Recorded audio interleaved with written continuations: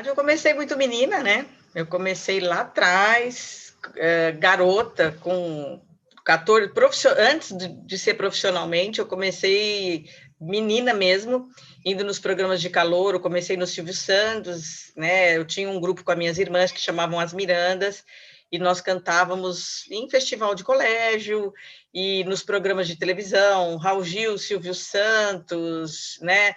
Indo mesmo começar do zero. E aí, quando eu estava com 14 anos, apareceu uma oportunidade na gravadora Copacabana e a gente formou o grupo As Melindrosas, né? E aí, profissionalmente, viramos um sucesso nacional. E dos 14 aos 17, ficamos aí viajando o Brasil inteiro, fizemos um filme, enfim, né? Porque era um momento da disco music e a gente cantava música de roda, né? As músicas do cancioneiro popular, né? Música Atirei o Pau no Gato, Ciranda, Cirandinha, né? Em ritmo disco music virou um grande sucesso, chamavam de Mosca Branca, porque a gente vendeu mais de 1 milhão de cópias num espaço muito curto de tempo, e naquela época isso era assim, né, recorde. A gente gravava de 3 em 3 meses, que também era fora de propósito, né? Não é como agora, não, né? Agora a gente é obrigado a fazer isso. Mas e aí fiquei nesse grupo até os 17. Quando o grupo, aí, ou seja, aí eu já estava crescidinha demais para continuar nisso, e aí tomei a decisão de seguir minha carreira. Na verdade, parei, porque eu tinha entrado na faculdade e fui cursar Belas Artes, né? Fui fazer educação artística, é onde tem aí o meu lado, que eu parto também para a parte de que eu sou quase uma arquiteta, vamos dizer assim, né? Eu sou decoradora e tudo, parti para esse outro lado. E depois eu retomei a carreira artística, foi quando eu falo que eu sou uma arquiteta preguiçosa, né? Porque aí eu voltei para o meio artístico e me tornei a Sula Miranda, porque aí eu optei pela música sertaneja, que estava começando porque eu sou urbana, nasci e fui criada na capital. Como foi essa sua decisão para ir para a música sertaneja? Muito interessante essa questão. Então, é curioso exatamente por isso, porque como eu estava nessa coisa da música, da disco music, eu nunca curti assim rock, e eu vim dessa coisa da disco music, mas passou, foi um movimento, né? E aí eu entrei naquela, e aí, o que eu gosto, o que eu quero fazer? E nessa época estava começando a surgir, Chitãozinho e Chororó botou a primeira guitarrinha, né, na música sertaneja, porque eles eram muito raiz, né? Tinham vindo do Paraná, mas fizeram lá o fio de cabelo e botaram uma guitarrinha, porque eles eram garotos também, eram jovens, e tinham alguma influência também de ouvir outro tipo de som, apesar de serem raiz, e eu gostei daquilo. Christian Ralph, que ouviam muita, e cantavam muita música internacional, também eram do interior e trouxeram essa influência de cantar música internacional e serem também sertanejos de raiz, né? E trazendo essa influência, e eu gostei dessa mistura, desse som, porque aí foi onde eu me encontrei, que era essa coisa de ter o sertanejo, mas ter um pezinho na cidade, né? E aí eu falei, é isso que eu quero fazer. Mas, naquela época, uma cantora solo, fazer isso era mais difícil, né? A única referência que eu tinha assim de alguém que fazia sucesso e mesmo com grandes desafios era a Nalva Guiar, que era sucesso, mas com as suas limitações, né? Porque ela fazia um country bem americano e que não tinha muito espaço. E eu já amava o trabalho da Nalva. Tínhamos mulheres que faziam sucesso, né? As irmãs Galvão e outras mais, mas não era um sucesso como é hoje, né? A nível nacional, com a mídia toda dando espaço, os programas não abriam, né, as portas para a música sertaneja, né? E foi exatamente graças a Deus, na minha época, né? Eu e a Roberta Miranda, meio que a gente desbravou isso, né? Foi na minha época que se abriram as portas do sertanejo, né? Com o Gugu veio com o Sabadão Sertanejo, Marcelo Costa também, e ou seja, eu fiz parte desse time de mulheres que abriu esse caminho, né? Então houve a Roberta, as Marcianas, né? Que abriu esse caminho porque a gente tem hoje aí nesse feminejo, vamos dizer assim. Então houve uma série de desafios a serem transpostos. Então, qual a importância hoje, quando as pessoas veem alguns desafios que dizem, olha, não consigo transpor, elas acham que parou ali. Quais as dicas que você dá para as pessoas quando elas falam, puxa, é difícil, estou no início, essa ideia não vai prosperar, eu só tenho eu, é complicado. Olha, eu sou uma pessoa que, para mim, não tem isso, não tenho não. Tanto que agora, você vê, eu já fui cantora, já fui locutora, apresentadora, já fui, não, eu sou, né? E eu trabalho em cada momento com um novo desafio. E agora eu sou uma atriz, né? Eu estou gravando a novela Gênesis, então não tem essa de eu não posso, né? Eu tudo posso em quem me fortalece. Simples assim, né? Então, quem põe o querer faz o realizar. Eu sou uma mulher de fé e eu vivo essa fé ao pé da letra, né? Então, por que não? Se eu corro atrás, a oportunidade vem, a porta abriu, eu passo e corro atrás e vou me capacitar. Não é também aquela coisa de achar que vai cair do céu ou achar que porque eu sou famosa, eu conheço fulano, eu vou. Não, é você ir lá e correr atrás e se capacitar. Tem suor, né? O Silvio tem aquela frase que ele fala que tem, como é que é? Transpiração e inspiração, né? Tem muita transpiração. Então, por exemplo, para eu estar hoje como atriz, teve muita transpiração. Eu tive que ficar mais de um ano fazendo a coach, eu tive que fazer um teste. Não é porque eu sou a Sula, cantora, apresentadora, que eu chego, agora eu quero atuar e vou lá e atuo. Não, eu tenho que também passar por um processo, né, como todo mundo, mas não existe isso de eu não posso. Né? A gente pode tudo quando a gente quer estudar, quando a gente quer se capacitar, quando a gente. Sempre é bom ter um novo desafio, né? Eu acho que não. Em tudo. Se você quer ter um desafio, por exemplo, eu quero emagrecer, eu quero ter um corpo sarado, eu quero ser cantora, você vai lá e faz aula de canto. Quantos atores que não eram cantores e querem fazer um musical e vão lá e se capacitam e cantam?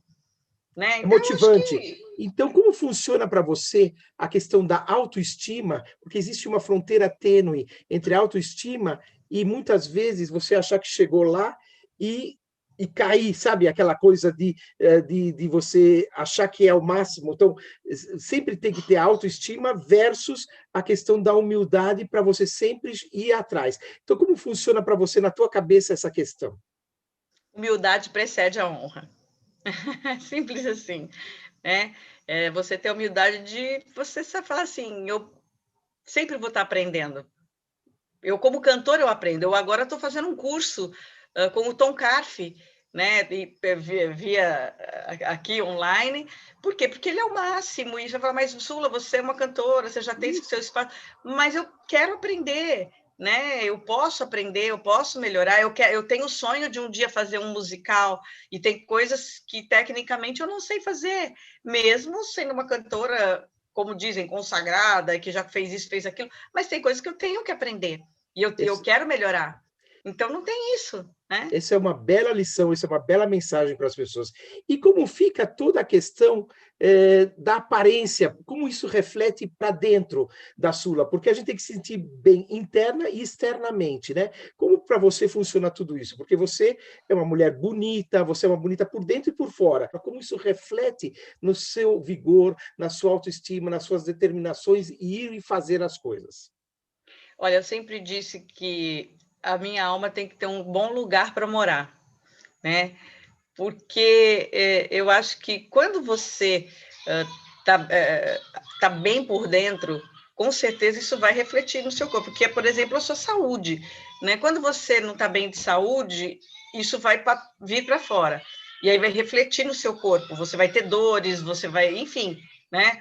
E é igual com a aparência. Então, quando você se ama, quando você se cuida, você está sempre sorrindo, você tem disposição para tudo, você quer correr, você quer acordar cedo, você quer, enfim, né? E aí é uma consequência, a sua pele responde, seu cabelo responde, e aí vai, e aí você se olha no espelho, você também tem o desejo de melhorar, né? A única coisa que eu acho que a gente não pode perder, que aí eu faço até um paralelo com a coisa da humildade, é o equilíbrio. né? Porque de você não extrapolar. Então, por exemplo, eu tenho vamos dizer, eu quero ter sempre, né? Eu sempre até falei, brinquei com o Léo, e sempre falei, você me avise, porque eu quero ter o equilíbrio, assim, eu sou uma mulher de 57 anos, né? Então, eu vou fazer 58 esse ano, então eu quero envelhecer bem, eu quero envelhecer bonita, mas eu não quero, não adianta eu querer ser uma menina de 25, né? Eu posso aparentar, de repente, 10 anos mais nova é bacana, 15 anos mais nova, Isso, eu ia falar ou 15 todo, anos. Eu ia falar isso. ou, ou todo mundo chegar e falar assim, nossa, como você está bem, né? Você não aparenta a idade que você tem, ou eu quero chegar na sua idade do jeito que você está. Isso é bacana de ouvir, né? Por quê? Porque vamos dizer, é um combustível para você continuar todo dia se cuidando, sendo uma referência. Nós somos pessoas públicas, é bacana você ser uma de verdade ser uma influenciadora, De verdade, né? gostei Porque disso. ser influenciadora não é só ter um Instagram, ter um Facebook, ter uma rede social. Porque antes de criar isso, né, quem tem 35 anos de carreira sabe de verdade o que é ser um influenciador. Não é um termo que foi criado agora, né? Ser um influenciador é uma responsabilidade muito grande, né? Então, o seu comportamento reflete na vida das pessoas, as pessoas têm que te admirar, né? As pessoas têm que querer ter você tem que ser uma motivação na vida das pessoas, mas uma motivação para um lado positivo, né?